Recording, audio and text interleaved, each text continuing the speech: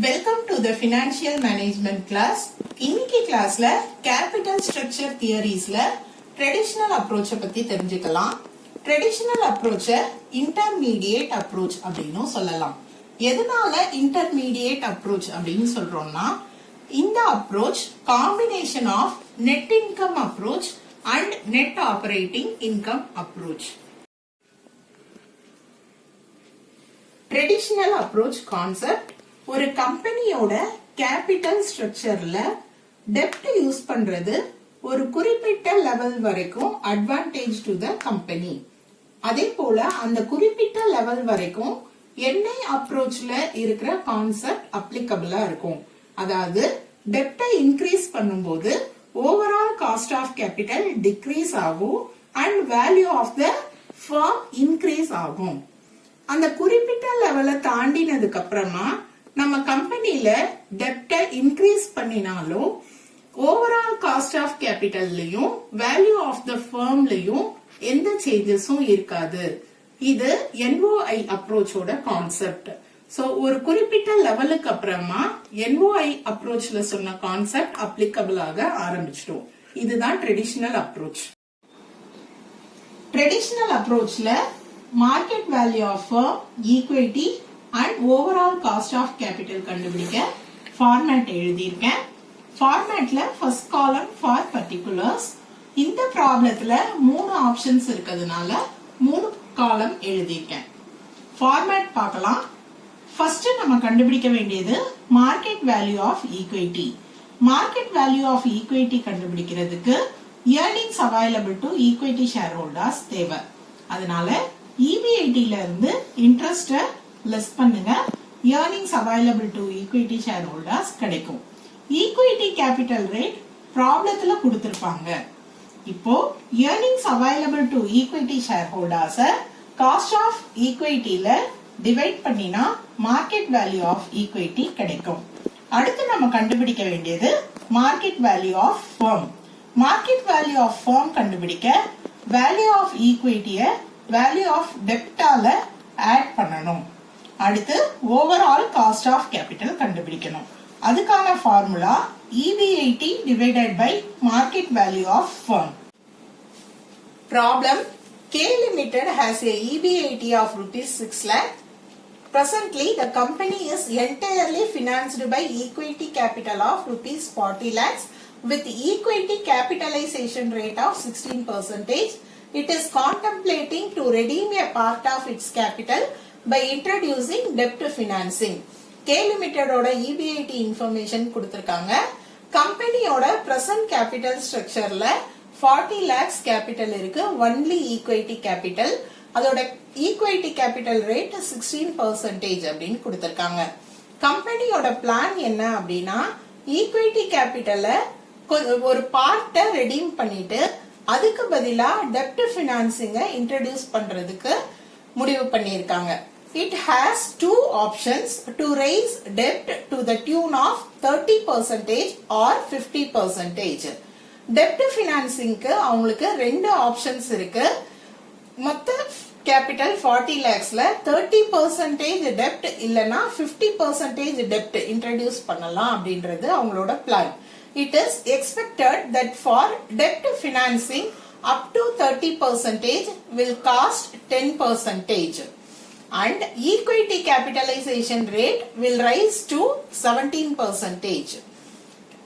30% option அவங்க choose பண்ணும்போது அதுக்கான cost 10% and cost of equity 17%.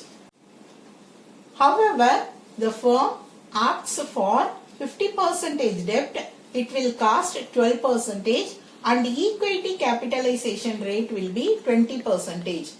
Company 50% debt choose பண்ணினாங்கன்னா அதுக்கான cost 12% and cost of equity 20%.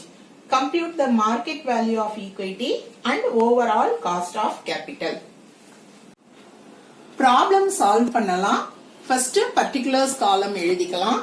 அடுத்து கம்பெனியோட டெப்ட் ஆப்ஷன்ஸ் என்னென்ன அப்படின்றத ப்ராப்ளத்துல பார்த்து எழுதிக்கலாம். At present கம்பெனில 40 lakhs ஈக்விட்டி கேபிட்டல் மட்டும் இருக்கு. அதனால no debt. So first column 0% debt. அடுத்த ஆப்ஷன் கம்பெனிக்கு 30% or 50% of the total fund. So second option is 30% debt and third option is 50% debt. கம்பெனியோட present capital structureல debt கிடையாது, அதனால amount calculation தேவையில்லை. செகண்ட் ஆப்ஷன்ல 30% debt of the total funds அப்படின்னு கொடுத்திருக்காங்க. total funds of the company 40 lakhs. அதனால 40 lakhsல 30% debt கண்டுபிடிக்கிறோம். 40 lakhsல 30% கண்டுபிடிச்சா 12 lakhs இது டெப்டோட அமௌண்ட். தேர்ட் ஆப்ஷன்ல பாத்தீங்கன்னா 50% of the total fund. அதனால total fund 40 lakhs. அந்த 40 lakhsல 50% calculate பண்றோம். 20 lakhs debt amount for third option. Format படி first EBIT amount எடுத்து எழுதுறேன். EBIT ப்ராப்ளத்துல 6 lakhs கொடுத்திருக்காங்க. எல்லா பிளான்லயும் EBIT 6 lakhs. அமௌண்ட் எடுத்து எழுதியாச்சு. அடுத்து EBITல இருந்து இன்ட்ரெஸ்ட லெஸ் பண்ணணும். டெப்டோட இன்ட்ரெஸ்ட் என்ன அப்படின்னு பார்க்கலாம். 0% டெப்ட்னா இன்ட்ரெஸ்ட் கிடையாது. 30% டெப்டோட இன்ட்ரெஸ்ட் பெர்சன்டேஜ் என்னன்னு ப்ராப்ளம்ல பாருங்க. For debt financing up to 30% will cost 10%.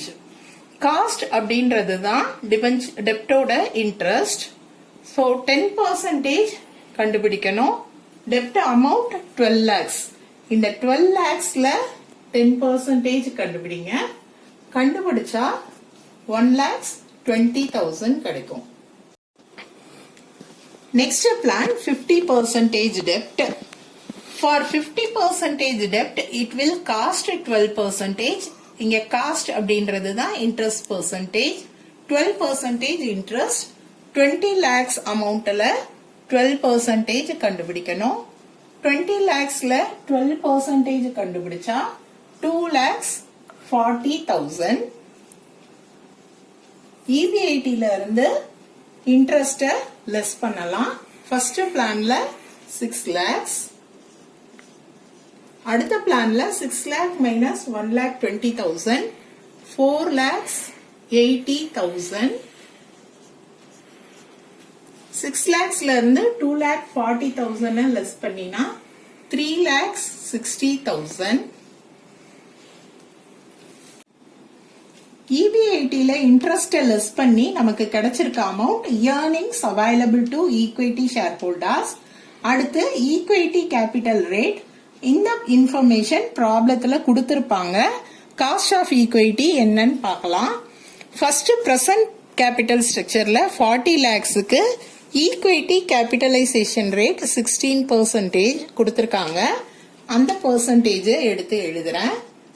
அதே போல அடுத்து 30% ஈக்விட்டி கேபிட்டலைசேஷன் ரேட் 17% எடுத்து எழுதலாம். நெக்ஸ்ட் பிளான் 50%க்கு ஈக்விட்டி கேபிட்டலைசேஷன் ரேட் 20% எழுதலாம். Next market value of equity கண்டுபிடிக்கணும். மார்க்கெட் வேல்யூ ஆஃப் ஈக்விட்டி கண்டுபிடிக்கிறதுக்கு earnings available to equity shareholders divided by cost of equity. earnings available நம்ம கால்குலேட் பண்ணியிருக்கோம். எடுத்து எழுதலாம். 6 lakhs earnings available to equity shareholders divided by 16%.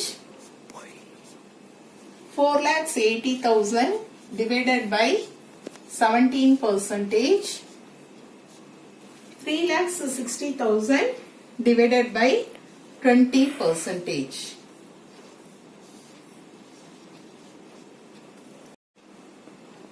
Six lakhs divided by 16%. 37,50,000. 4,80,000 divided by 17%. 28,23,529. 3,60,000 divided by 20%, 18 lakhs.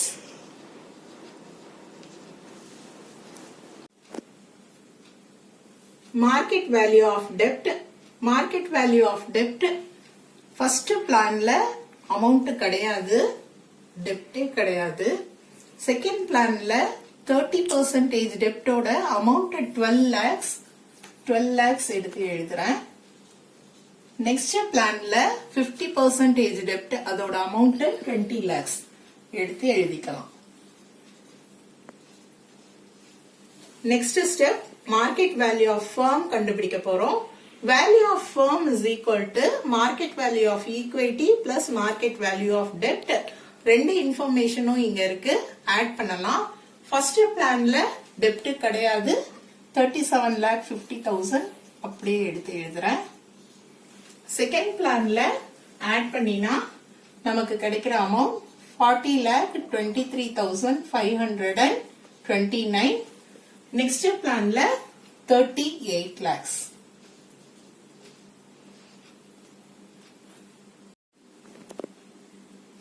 Overall cost of capital KO is equal to EBIT by market value of firm. EBIT problemல கொடுத்திருக்காங்க 6 lakhs. எல்லா பிளானுக்கும் 6 lakhs.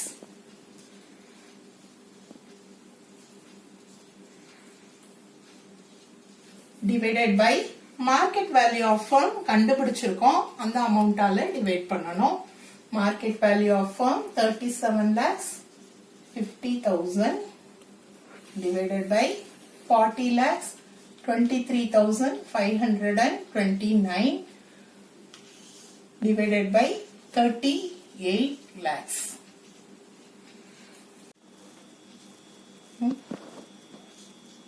6 lakhs 37,50,000 ஆல divide பண்ணினா 16% overall cost of capital. 6 lakhs divided by 40,23,529 divide பண்ணீனா 14.9%. 6 lakhs divided by 38 lakh 15.79% overall cost of capital. Company 12 lakhs debt use பண்ணும்போது value of the firm increase ஆகுது, overall cost of capital கம்மி ஆகுது. அதே போல கம்பெனில 20 lakhs debt use பண்ணும்போது value of firm கம்மி ஆயிருக்கு and overall cost of capital increase ஆயிருக்கு. debt யூஸ் பண்றது இந்த லெவல் வரைக்கும் தான் beneficial to the company and 12 lakhs தாண்டினதுக்கு அப்புறம் it is not beneficial to the company. Traditional approach உங்களுக்கு புரிஞ்சிருக்கும்னு நினைக்கிறேன். Thank you.